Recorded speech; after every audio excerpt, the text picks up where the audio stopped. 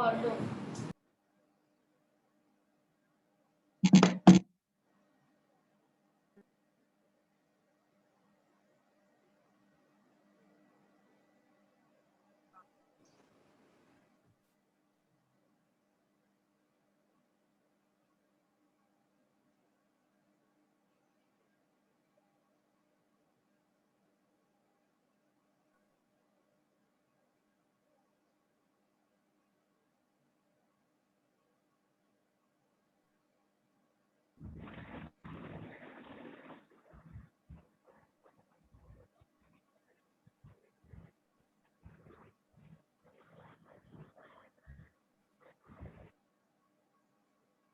अच्छा जी, हम यहाँ तक पहुँच गए थे कि हमारे पास हम इनको कंपेयर कर रहे थे।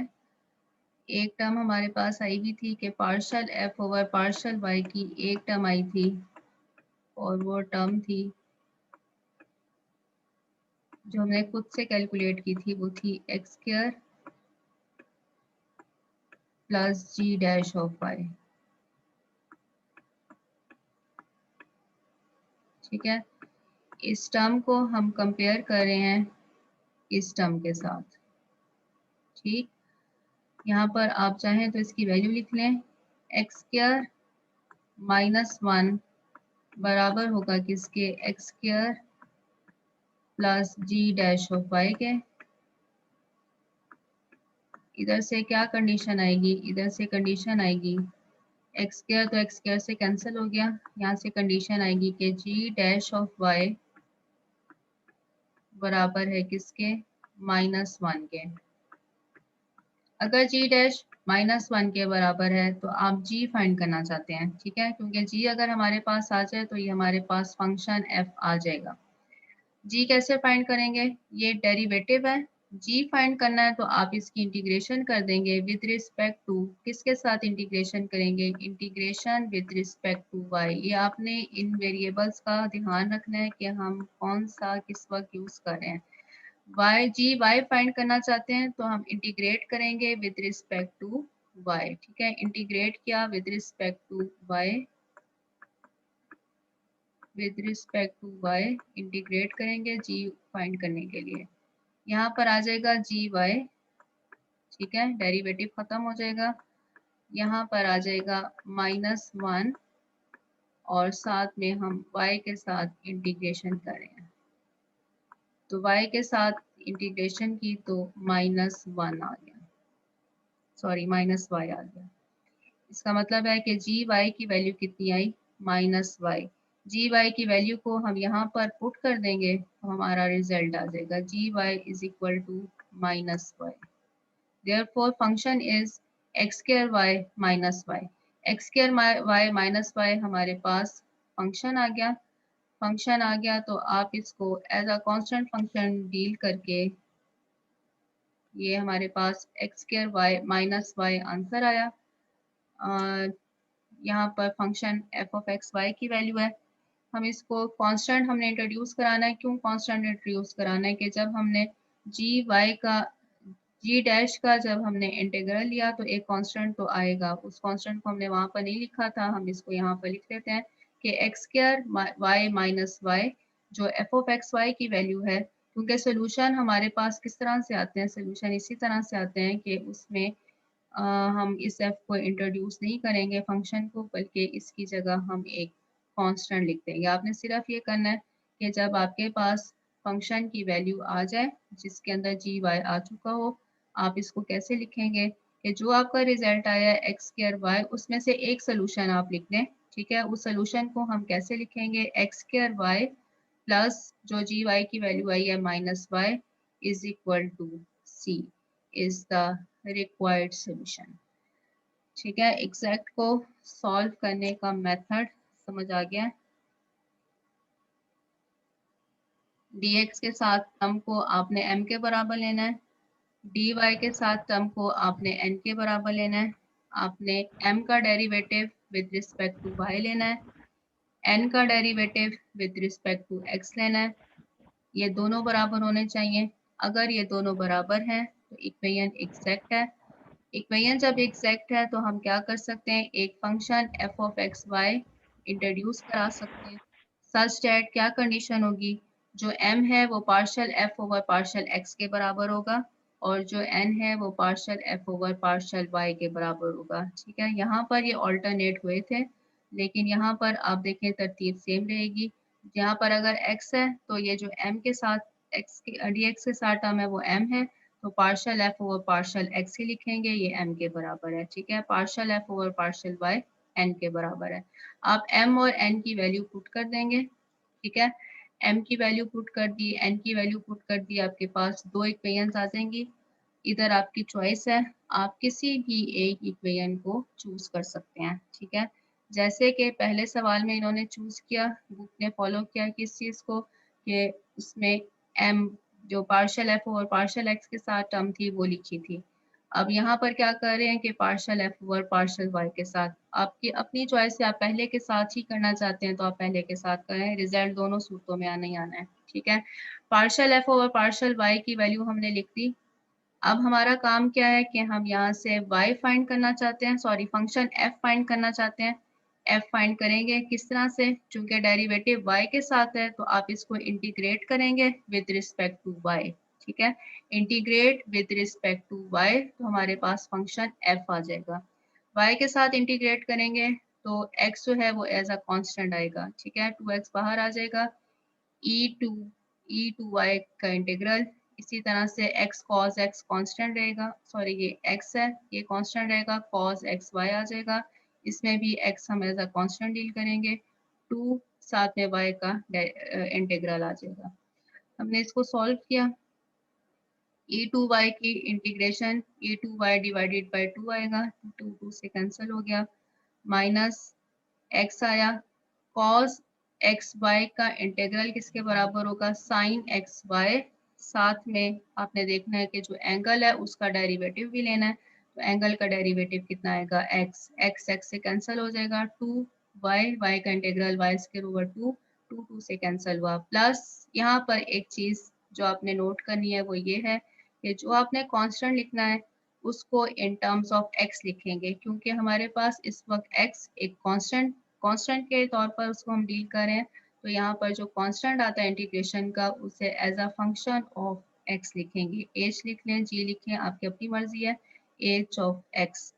अब हमने क्या करना है, इसको कंपेयर करना है फर्स्ट इक्वेशन के साथ। हमने पहले partial f over partial y से शुरू किया है, अब f हमारे पास आ गया है तो हम इसका डेरिवेटिव लेंगे विद रिस्पेक्ट टू x। ठीक है, x के साथ डेरिवेटिव लिया तो partial f over partial x की जो वैल्यू ऊपर आई हुई थी वो किसके बराबर है, वो m के बराबर है, इसको हम m के बराबर पुट कर देंगे। यहाँ से हमारा काम ये है कि हमने h की वैल्यू को फाइंड करना है। ठीक है, h ऑफ x को हमने फाइंड करना है।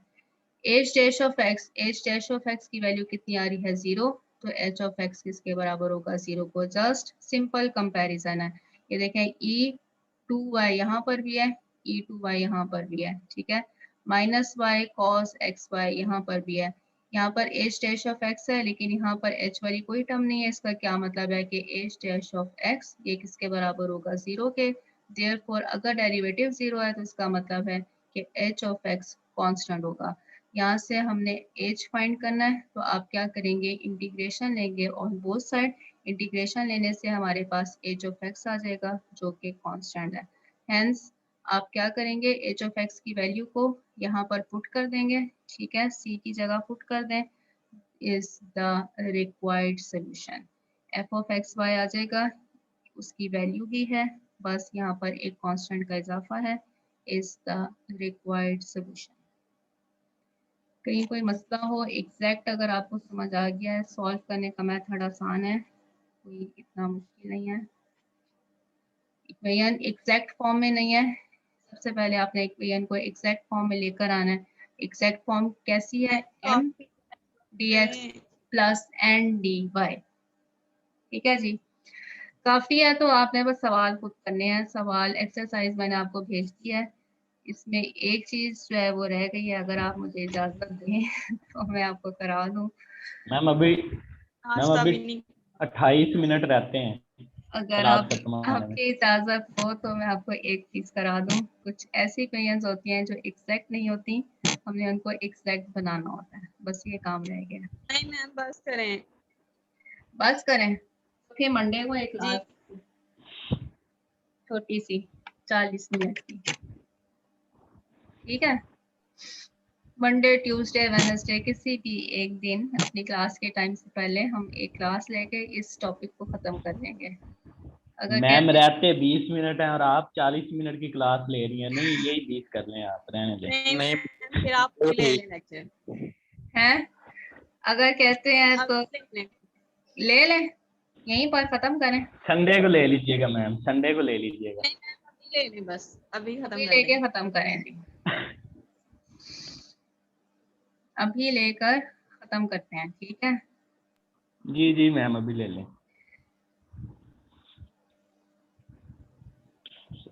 मैम मंडे को ठीक है, इस तरह समझ नहीं आएगी ज्यादा क्वेश्चन करने। 20 मिनट बस रह गए हैं, खत्म करते हैं, फिर क्या दोबारा अगली क्लास लेनी, यहीं पे आ यार जाए। रमजान आप तो वेले होते हो, हमें काम और भी होता जी पहले सवाल तो आपने इसी तरह से करना है, या इनिशियल कंडीशन है या आपने क्या करना है, एक तो एक इनिशियल कंडीशन के साथ है, एक इनिशियल कंडीशन के बगैर है, ठीक है। इक्वेशन को सबसे पहले एग्जैक्ट की फॉर्म में लिखना है, M D X plus N D Y equals to 0 की फॉर्म होनी चाहिए। सवाल नंबर 27 से 28 के अंदर क्या है कि फाइंड द वैल्यू ऑफ के so that the given differential equation is exact, ठीक है। गिवन डिफरेंशियल इक्वेशन एग्जैक्ट है, आपने के की वैल्यू फाइंड करनी है। किस तरह से, बिल्कुल शॉर्ट सवाल है, एमसीक्यूज में हो सकता आ सके, एमसीक्यूज कह रही हूँ, के की वैल्यू एमसीक्यूज में भी पूछी जा सकती है और ये शॉर्ट क्वेश्चन भी आ सकता है। एम की वैल्यू लिखी, एन की वैल्यू लिखी, ठीक है। इसके अंदर एक के इन्वॉल्व हो रहा है, आपने जस्ट इन दोनों को इक्वल पुट किया, एम वाई बराबर है एन एक्स के, ठीक है। ये दूसरी नोटेशन है, ये नोटेशन भी आप जानते होंगे। एम और वाई का क्या मतलब है, partial M over partial Y, N X का मतलब है partial N over partial X. आपने इन दोनों को इक्वल पुट किया तो यहाँ से के की वैल्यू आ जाएगी, ठीक है। एक इसमें शॉर्ट क्वेश्चन ये टाइप है। नेक्स्ट हमारे पास जो चीज़ है जो हमने देखनी है वो ये है कि कुछ इक्वेशंस ऐसी होती हैं जो एग्जैक्ट नहीं होती, लेकिन हम उनको एग्जैक्ट बना सकते हैं। उनको एग्जैक्ट बनाने के लिए हमें एक इंटीग्रेटिंग फैक्टर चाहिए। वो इंटीग्रेटिंग फैक्टर हमने कैसे फाइंड करना है ये चीज़ हम देखेंगे। कुछ क्वेश्चन ऐसे हैं 29 और 30, ये दो सवाल ऐसे हैं जो इक्वेशंस आपस में एग्जैक्ट तो नहीं है, इक्वेशन एग्जैक्ट नहीं है, लेकिन इंटीग्रेटिंग फैक्टर हमें गिवन है, ठीक है। इक्वेशन एग्जैक्ट नहीं है, आप इसे चेक कर सकते हैं। आपने एम वाई कैलकुलेट किया, एन एक्स कैलकुलेट किया, ये आपस में इक्वल नहीं आए, therefore equation is not exact. अगर इक्वेशन एग्जैक्ट नहीं है तो हमें एक इंटीग्रेटिंग फैक्टर चाहिए, ऐसा इंटीग्रेटिंग फैक्टर जो इनको एग्जैक्ट बना दे, ठीक है। वो इंटीग्रेटिंग फैक्टर इस वक्त हमें गिवन है, वो इंटीग्रेटिंग फैक्टर है U X Y equals to X plus Y power -2। इस इंटीग्रेटिंग फैक्टर के साथ अगर हम इक्वेशन 1 को मल्टीप्लाई कर दें, इंटीग्रेटिंग फैक्टर के साथ इक्वेशन नंबर 1 को मल्टीप्लाई कर दें तो ये इक्वेशन एग्जैक्ट बन जाती है, ठीक है। मल्टीप्लाई किया 1 को बाय इंटीग्रेटिंग फैक्टर तो ये इक्वेशन एग्जैक्ट बन जाएगी। हमने इस क्राइटेरिया को चेक किया, एम वाई कैलकुलेट किया, इसी तरह से हमने एन एक्स कैलकुलेट किया, दोनों की values equal I, therefore it is exact. तब ये एग्जैक्ट बन मैम। ये गई। इंटीग्रेटिंग फैक्टर से दोबारा बताइएगा। अभी बताती हूँ ना, इंटीग्रेटिंग फैक्टर हमें गिवन है इस वक्त, ठीक है। क्वेश्चन नंबर 29 और 30 के अंदर इंडिकेटिंग इंडिकेटेड इंटीग्रेटिंग फैक्टर इस वक्त यू एक्स वाई हमें गिवन है। इक्वेशन एग्जैक्ट नहीं थी, गिवन इक्वेशन एग्जैक्ट नहीं थी, इंटीग्रेटिंग फैक्टर गिवन है। इंटीग्रेटिंग फैक्टर को हमने गिवन इक्वेशन के साथ जब मल्टीप्लाई कर दिया तो फिर ये इक्वेशन एग्जैक्ट बन गई, ठीक है। तब ये इक्वेशन एग्जैक्ट बन गई। यहाँ पर आप देखें इक्वेशन 2 जो है जिसके साथ जिसमें हमने इंटीग्रेटिंग फैक्टर को मल्टीप्लाई किया हुआ है तो ये एक एग्जैक्ट आ गई है। एग्जैक्ट जब बन गई है तो आगे से सॉल्व करने का मेथड वही है जो अभी हमने किया था। अगर इक्वेशन एग्जैक्ट नहीं है और इंटीग्रेटिंग फैक्टर भी नहीं गिवन, ठीक है, दोनों सूत्रों में इक्वेशन एग्जैक्ट ना हो और इंटीग्रेटिंग फैक्टर भी गिवन नहीं है तो हमें इंटीग्रेटिंग फैक्टर फाइंड करना है खुद से। तो इंटीग्रेटिंग फैक्टर कैसे फाइंड करना है, उसको फाइंड करने का मेथड है। ठीक है, सवाल नंबर 31 से लेकर 36, बल्कि इससे ऑनवर्ड मेरा ख्याल है आपने यहाँ पर सवाल करने हैं, वही जो जहाँ से डिस्कशन प्रॉब्लम शुरू हो जाते हैं उससे पहले तक। ठीक है, उससे जो पहले तक सवाल है वहां तक आपने ये काम, हम ये जितनी भी एक्सरसाइजेज हैं उन सब में हम यही कर रहे हैं, आपने उधर तक काम करना है। 38 मेरा ख्याल है लास्ट क्वेश्चन होगा। In problems 31 and 36 solve the given differential equation by finding an appropriate integrating factor. ठीक है, इंटीग्रेटिंग फैक्टर हमने खुद से फाइंड करना है। अब बुक में लिखा हुआ है इसलिए मैंने यहाँ पे रिकॉल का वर्ड यूज कर लिया है। किस तरह से इंटीग्रेटिंग फैक्टर आएगा, आपने दो चीजें कैलकुलेट की होती हैं, कौन कौन सी चीजें, M Y partial M over partial Y और N X partial N over partial X, ये दो चीजें आपने कैलकुलेट की भी होती हैं। ठीक है, एग्जैक्ट इक्वेशन को सॉल्व करने के लिए इधर से आपने या ये लिखना है या ये लिखना है। ठीक है, आपने चेक करना है यही दो जो आपने चीजें फाइंड की हुई हैं, एम वाई और एन एक्स, इन्हीं को लेकर चलना है। M Y minus N X calculate करना है। अगर आप लास्ट में यहाँ पर एन लिख रहे हैं, टर्म्स दोनों एक ही हैं, दोनों दोनों केसेस में एम वाई है और एन एक्स है। अगर आपने एम वाई पहले लिखा है, एन एक्स को बाद में लिखा है, माइनस हो रहे हैं चूंकि, तो डिनोमिनेटर में एन आना है। ठीक है, ये चीज़ याद रखें, ये एन है तो ये भी एन है। अगर ये term M Y minus N X over N एक फंक्शन एक्स किसी एक्स फंक्शन के बराबर है, एक्स के फंक्शन के बराबर है, पी एक्स के बराबर है। ठीक है, एक ऐसा फंक्शन आपके पास आ जाता है जो सिर्फ एक्स का फंक्शन है, तो फिर इंटीग्रेटिंग फैक्टर वही जो पुराना था वो बराबर होगा exponential of integral P x D x. या ये हो सकता है, ठीक है, या दूसरी कंडीशन क्या है कि एन एक्स पहले है, एम वाई बाद में है, एम वाई बाद में है तो यहाँ पर भी एम है, ये याद रखें, ये एन एक्स है।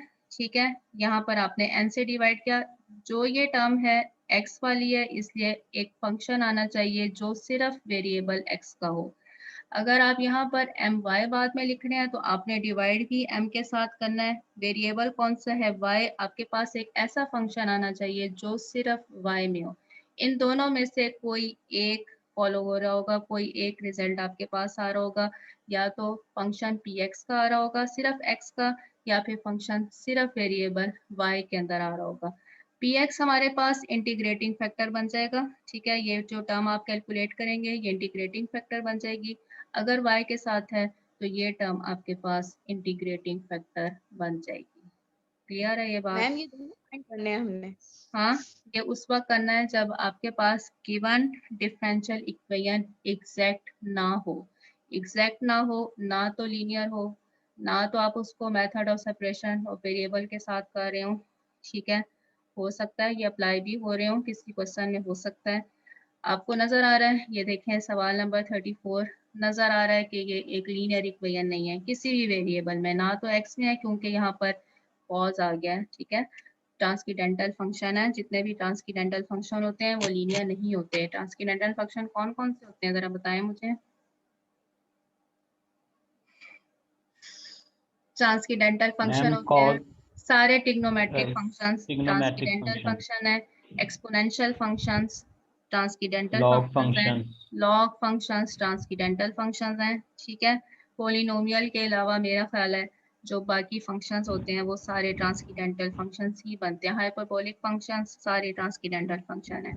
अब देखें कॉज आ रहा है एक्स में है, ट्रांसकेंडेंटल फंक्शन है, therefore it is not linear in x.